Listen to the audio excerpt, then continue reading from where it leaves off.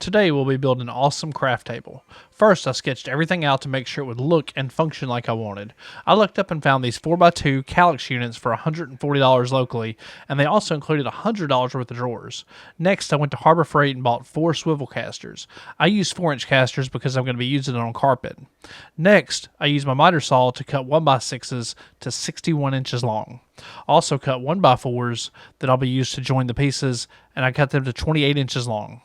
My Kallax units are already built, so I'll be skipping that.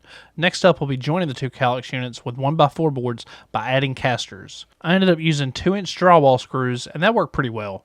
Once attached, get a hand from someone and flip it over. Okay, now it's time to build the top. I went through all the pieces I cut and found a pattern of the grain that I liked. After that, I flipped it over and screwed everything together from the bottom using 1-inch screws, slightly countersunk. Also pre-drilled everything to avoid splitting the 1x's. I used 3 1x4s to hold everything together. Time for the boring part. We sand the top down using an orbital sander. I sanded down to 320 grit. After that, I put a coat of pre-stained wood conditioner down and let that soak in for about 30 minutes. This is a huge help when staining pine. After wiping off the excess, I started the stain using Minwax dark walnut stain.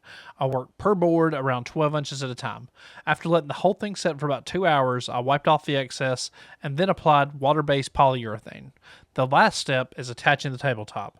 I used 2.5-inch screws from the inside of the Kallax units to attach the tabletop. Now you have an awesome crafting table that's massive. If you found this video helpful, feel free to give it a big old thumbs up and subscribe to the channel for more making and crafting content.